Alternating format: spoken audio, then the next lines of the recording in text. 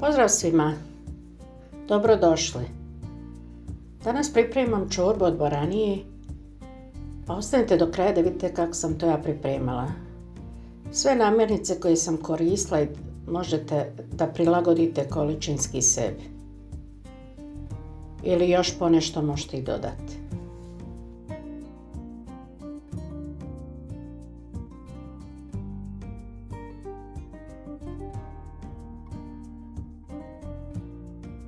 Isjeckat ću veće 2 glavice crnog luka i 3 do 4 čejna bijelog luka.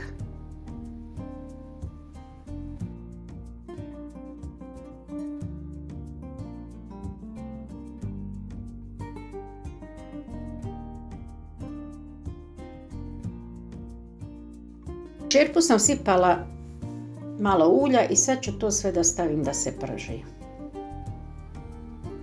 na nižoj temperaturi.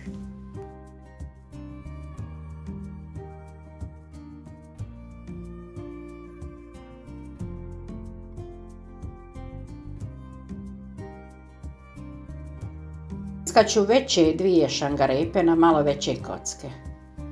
1 komad korijena celera.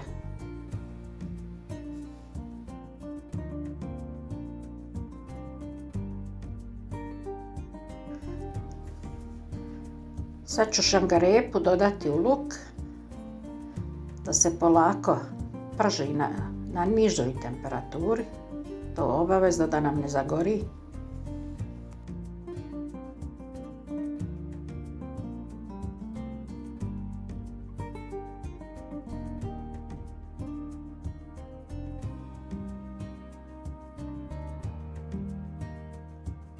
Sad ću 3 krompira izrezati na veće kocke.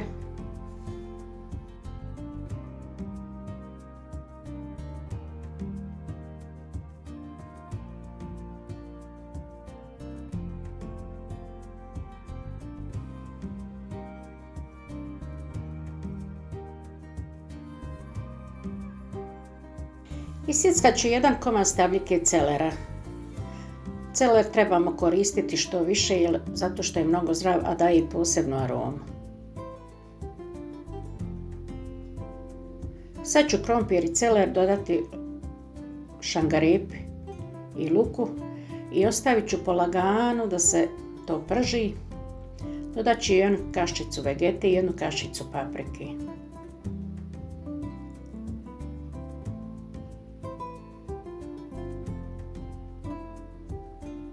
Jedno 10 minuta ću ga ovako na niskoj temperaturi da pržim.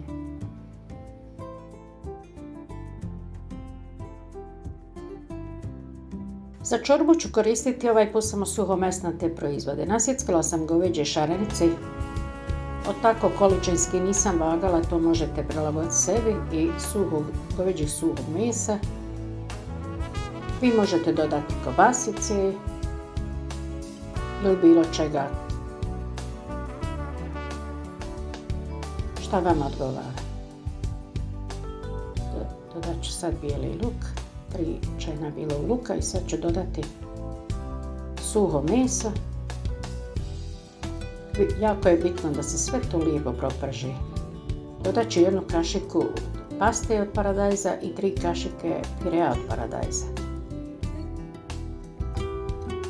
Vidite kako sam to ja sve polako ispržila. I sad ću dodati 800 ml mesa ili supe. U međuvremenu sam dodala i 3 lovorova lista. Pa ću sad dodati boraniju. Boraniju sam imala u zamrzivaču. Ja sam je odgajala u mojoj bašti i vrlo je mlada, tako da neće biti potrebe dugo kuhati. Količinski oko 500 grama boranije sam dodala. Izrezala sam 1 komad bosanske suđuke i također sam dodala. I dodat ću još začina. 1 kašičicu timjana, 1 kaščicu osiljka, 1 kaščicu mažorana i bibera po ukusu. Sad ću ovo ostaviti još 10 minuta na nižoj temperaturi da se kuha.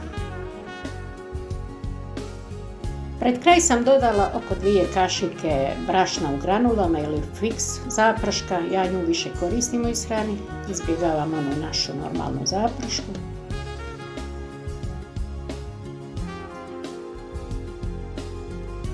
Jednu kašiku bešuna ću dodati i moja čorba od boranije je već spremna za serviranje. Ako vam je se svidjela ova moja čorba od boranije, lajkujte. I ako vam se sviđa sve ovo što ja radim, pretplatite se na moj kanal ako već niste. Unaprijed sam vam zahvalna. Do sljedećeg videa. Svako dobro vam želim. Ćao!